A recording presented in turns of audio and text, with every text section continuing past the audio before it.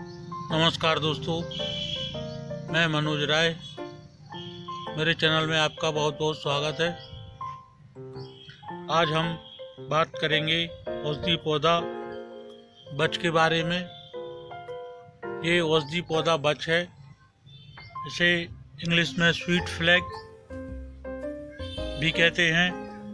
हिंदी में बच, घोर बच, घुड़ बच भी कहा जाता है। संस्कृत में बचा, उग्रगंधा, षडग्रंथा, इसमें लगभग 6 इसमें ग्रंथियाँ होती हैं, इसलिए इसको संस्कृत में षडग्रंथा भी बोला जाता है। उर्दू में बचा। यह एक एरेसी कुल का पौधा है जिसका वानस्पतिक नाम एकोरस कैलमस है। इसकी जो जड़ें निकलती हैं इसे ही राइजोम कहा जाता है। इस पौधे में कई औषधीय गुण हैं। इनकी पत्तियां रेखाकार, भालाकार, 0.7 से 1.7 सेंटीमीटर चौड़ी पत्तियां होती हैं इसकी। ये लगभग जैसे खजूर की पत्तियां निकलती हैं उसी प्रकार इसके पत्ते होते हैं।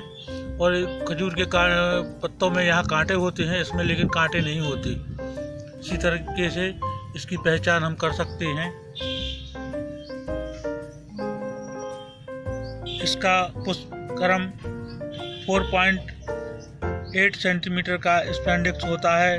इसका फूल हरापन लिए हुए पीले कलर का होता है।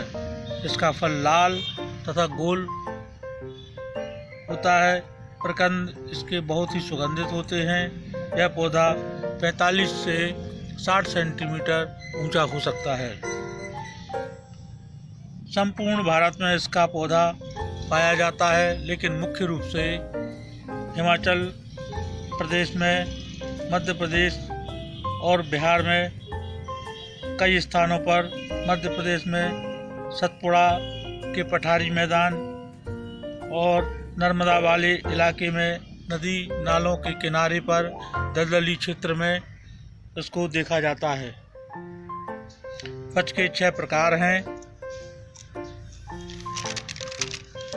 बच, बाल बच, कपात्रिका बच, लघुपत्र बचा, हेमवती बच, श्वेत बच। ये इसके 6 प्रकार हैं। जब इसकी फसल लगभग 9 महीने बाद आती है और इसको 9 महीने पश्चात जब ये सूख जाता है,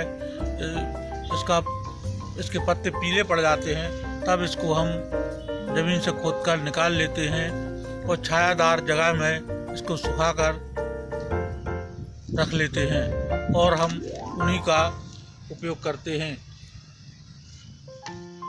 और इसकी खेती भी आजकल बहुत लोग करते हैं और इसकी खेती हमें करना चाहिए। इससे जो पारंपरिक फसलें हमारी हैं, गेहूँ, चावल, चना, इनसे काफ़ी अधिक इस खेती से हमें लाभ प्राप्त हो सकता है। तो इसकी भूमि बलुई दोमट मिट्टी होनी चाहिए और जिन क्षेत्रों का तापमान 10 डिग्री से 38 डिग्री सेल्सियस समशीतोष्ण, जहाँ ठंड भी रहती हो और गर्मी भी रहती हो, वहाँ ये अच्छे से पनपता है।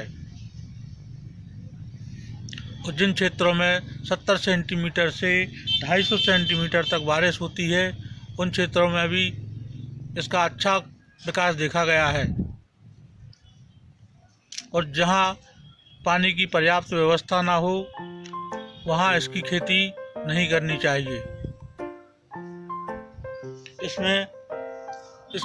इसकी खेती करने के लिए पानी की ज़्यादा मात्रा चाहिए होती है।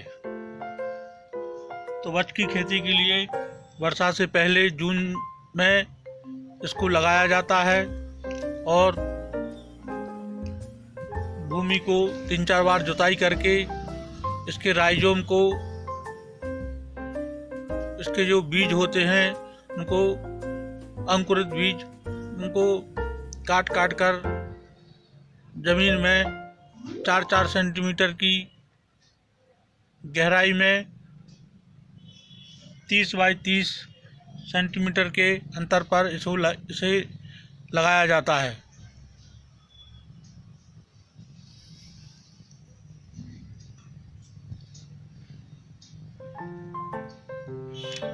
और इसमें गोबर की खाद ही डालना चाहिए। लगभग 1 हेक्टेयर में 15 टन सूखी गोबर की खाद देना चाहिए, या वर्मी कंपोस्ट का उपयोग भी हम कर सकते हैं। इसका बीज हम CMAP लखनऊ से ले सकते हैं, और इस खेती से संबंधित हम वहां से ट्रेनिंग भी ले सकते हैं।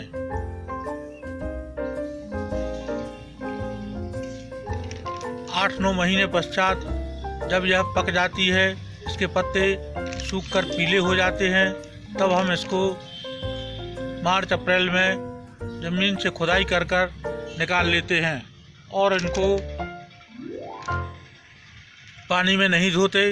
इनकी मिट्टी साफ करके इनको छायादार स्थानों पर सुखाकर हम इसे मध्य प्रदेश की नीमच मंडी, जो औषधीय पौधों की बहुत बड़ी मंडी है, सारा देश का औषधीय फसल वहाँ पर आता है, तो हम वहाँ भी बेच सकते हैं। लखनऊ के शहादतगंज में भी इसकी औषधीय पौधों की मंडी है, वहाँ भी हम इसे बेच सकते हैं। दिल्ली में खारी बावली, यहाँ भी हम इसे बेच सकते हैं, और इससे अच्छा मुनाफा हमें मिलता है। लगभग 25-30 रुपये किलो इसकी सूखी जड़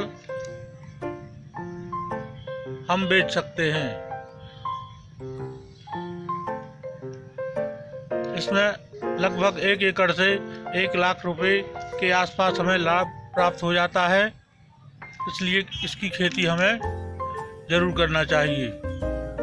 हम कहते हैं कि हम ज़्यादा मात्रा में ना करें, तो थोड़ी सी जगह में कम मात्रा में इसकी खेती करें, शुरुआत करें, जिससे हम एक अच्छा लाभ प्राप्त कर सकते हैं।